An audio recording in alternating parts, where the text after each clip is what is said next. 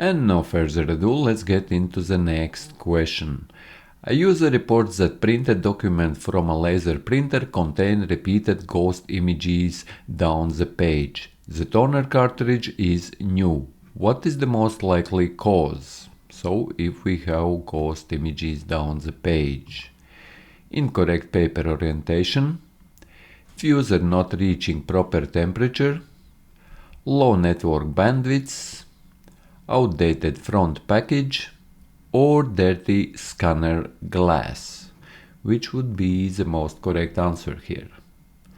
And here the correct answer is that fuser not reaching proper temperature, as if the fuser does not fully bond toner to the paper, residual toner can transfer repeatedly, creating ghost images.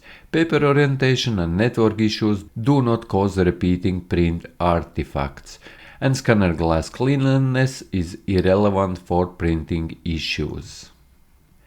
A technician notices that workstation cannot negotiate gigabit speeds, even with known good equipment and cabling. The NIC is set to auto negotiation. What should be tried next? Replace the keyboard, disable screen lock, manually set NIC speed and duplex, reinstall Office software, or change the desktop wallpaper. And here the correct answer is manually set NIC speed and duplex. Auto negotiation can occasionally fail due to compatibility issues. Setting speed and duplex can restore proper link performance. User interface and productivity software settings do not affect network link negotiation. And next question. A user complains that scanner connected via USB is not recognized. So, user has connected the scanner via USB, but it is not recognized. But other USB devices work in the same port. So, if you connect other USB devices like keyboard, for example, they work. What is the most likely cause? Insufficient system RAM, defective monitor cable, corrupt BIOS firmware, incorrect time zone, or missing or incorrect scanner driver. And here, if we think logically, most likely would be missing or incorrect scanner driver, as specialized peripherals like scanners often require specific drivers to function, so you would need to install a driver for specifically this scanner.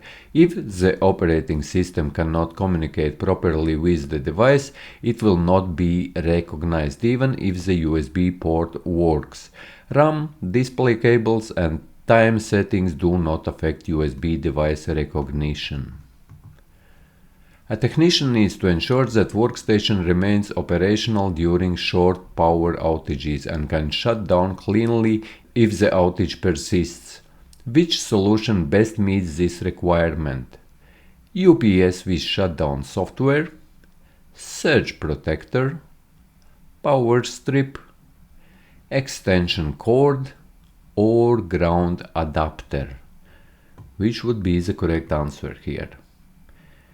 And here, obviously, we should use UPS with shutdown software, as a UPS provides temporary or uninterruptible power supply. This is what UPS stands for, provides temporary power during outages, and with shutdown software allows the system to shut down safely if battery capacity is exceeded. Surge protectors and power strips do not supply power during outages, for example if our electricity goes down. A user reports that network performance drops significantly when a microwave oven is operating nearby. What is the most likely explanation?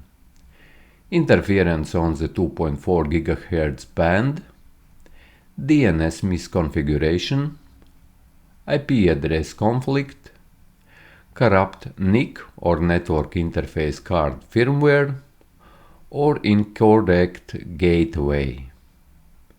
And here You should also know that microwaves also operate on 2.4 GHz band, so this could be the most likely issue, so interference on the 2.4 GHz band, as microwave ovens emit radiation near the 2.4 GHz frequency range, which is also used by many Wi-Fi networks. This causes interference and packet loss. DNS, IP, and gateway issues are not affected by nearby appliances.